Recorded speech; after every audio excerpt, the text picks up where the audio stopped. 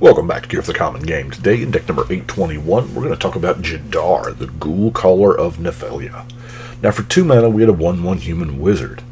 At the beginning of your end step, if you control no creatures with Decayed, create a 2/2 black zombie creature token with Decayed. Now, as you know, we're going to go ahead and show a token here. Decayed is this creature can't block. When it attacks, you lose it at the end of combat. So these zombie tokens with Decayed are going to die. So that leads me to want to sacrifice them before I have to, automatically lose them at the end of combat when it attacks. So we have several different categories of zombies here. This is not your normal zombie deck. However, ramp. That's it. Bantu's Monument. On purpose, zombies are slow. At least the zombies in my mind. We're not talking World War Z zombies. We're talking, zombies. But you cast a creature spell. Each opponent loses one, and you gain one. We're going to be casting a bunch. No Soul Ring, Dark Ritual, diamonds, nothing. That's it. I wanted max amount of room for zombies. Okay. So, we have... What do we do? Sacrifice outfits. How's that? We have Witch's Cauldron. Sack a creature, gain life, draw a card. Nantuko Husk that we can sack to. And then Carrion Feeder that we can sack to for permanent counters. We have a Spark Reaper that we can sack to and, draw a card. We've got Dies triggers, like Vengeful Dead. When it or another zombie is put into a graveyard from play, each opponent loses 1 life. That's sweet. Zulaport Cutthroat, Blood Artist.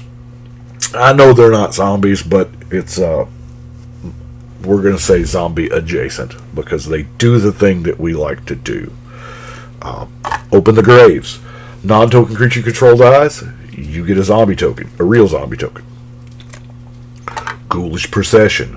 1 or more non-token creatures die, you get a Decayed zombie. Now, it only triggers once each turn, but hey, we can probably make that happen.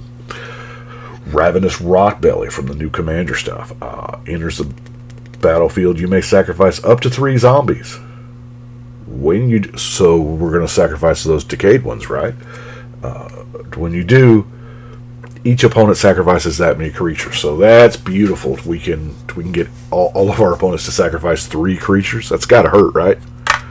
And then Midnight Reaper, good dice trigger, non-token creature you control dies, deals 1 damage and you draw a card. Speaking of card draw, let's go to that category next. We have Painful Lesson, Read the Bones, Siphon Mind, Sign in Blood. Now, I know Corpse Harvester is not card draw, but we get to sacrifice one of those Decayed zombies to get a zombie and a swamp and put them in our hand.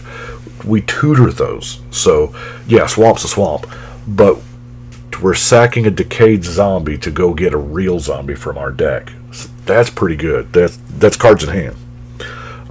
Corpse Auger. When it dies, you draw and lose X, where X is the number of creature cards in target player's graveyard. So we can kind of pick who we want there. Undead Auger. Zombie dies, draw and lose 1.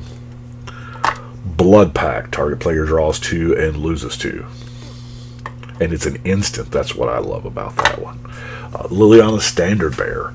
Love this. Well, it wouldn't work if it didn't have flash, but draw X, where X is the number of creatures that died under your control this turn.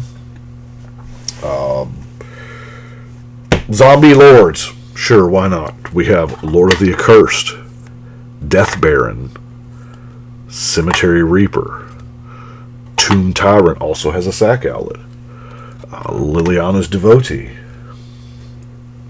And then we have good old rank and file zombies. Diagraph Ghoul. I know this deck has been played once. I know Chris played it because he is our resident zombie aficionado.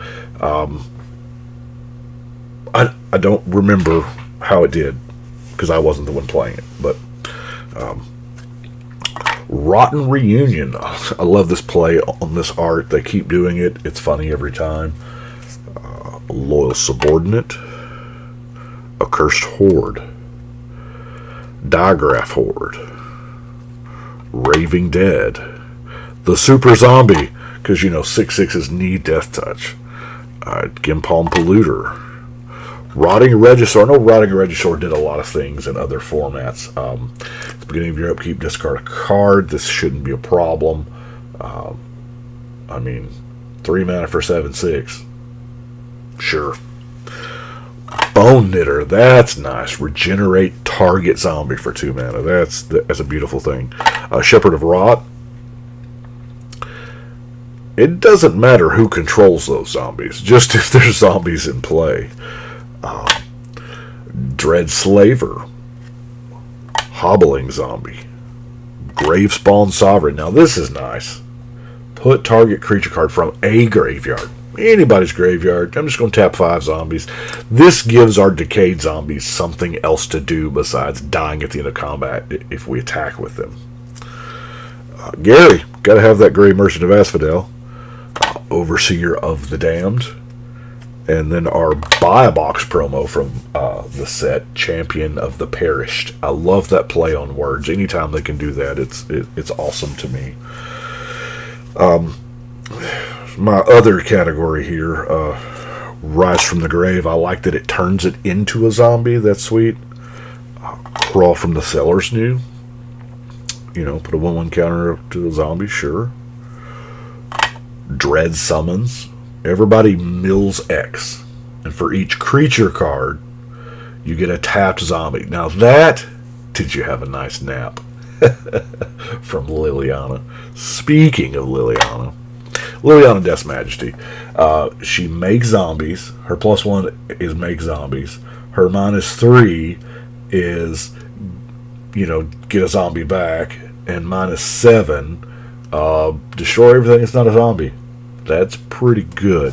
Now, she is the only reason why, that is the singular Planeswalker I have, and I know it's terrible that I'm running the Elder Spell, but sometimes you look up and there's 3 or 4 walkers that all need to not be there.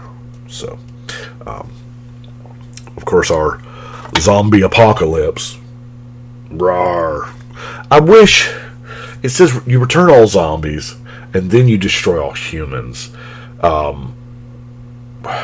I have a problem with this because we have in this deck even a zombie dinosaur. There's zombie croc. Zombies will use anything, right? They're zombie of all creature types, but this specifically says humans. I would like for this to say destroy all non-zombies. Granted, I think then it would actually be worth the 6. Anyway, Army of the Damned. 13 zombies. Endless Ranks of the Dead. We're just going to, keep growing the number. Turmoil the Desecrator. When one or more cards leave your graveyard, you get a zombie. Now on to removal. We have our, Fleshbag Marauder. Necromantic Selection. It becomes a zombie, right? Lingering Death's kind of neat. The controller of enchanted creature sacrifices it at the end of his or her next turn. This I put in there because there's, indestructible things are hard to get rid of for if you're just doing like Doom Blade and murder stuff. So, Tragic Slip helps too. It does kill the one-shot robot. Siphon Flesh. I love this new thing, man. I know it's 3 years old. It's still new to me. But everybody else sacks a creature and you get zombies, so that's neat. Feeding Frenzy. Plus or -X is the way to go. And then of course Cruel Revival. Pop a non-zombie and then get a zombie back. That's neat. I like it. And then our non-basic lands, Barren Moor, Desert of the Glorified, Bajukabog, because that happens. Myriad Landscape, that's it for my ramp, I guess. Polluted Mire, Mortuary Mire.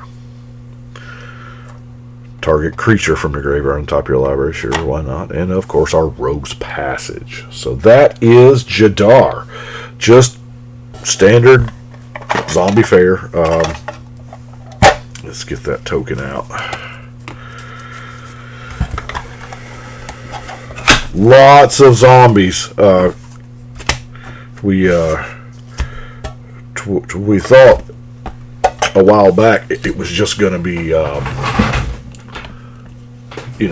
werewolves and vampires. As it turns out, we got zombies in both sets. So, Jadar, we're going to start a new row with 821. Good news, my deck box is back in stock, so I won't have that tight problem that I had there in the 700 to 800 block. So that works. I appreciate you. And we're getting ready for Crimson Vow, aren't we? Good deal. Well, I will see y'all next time, but we're going to go ahead and shuffle and cut.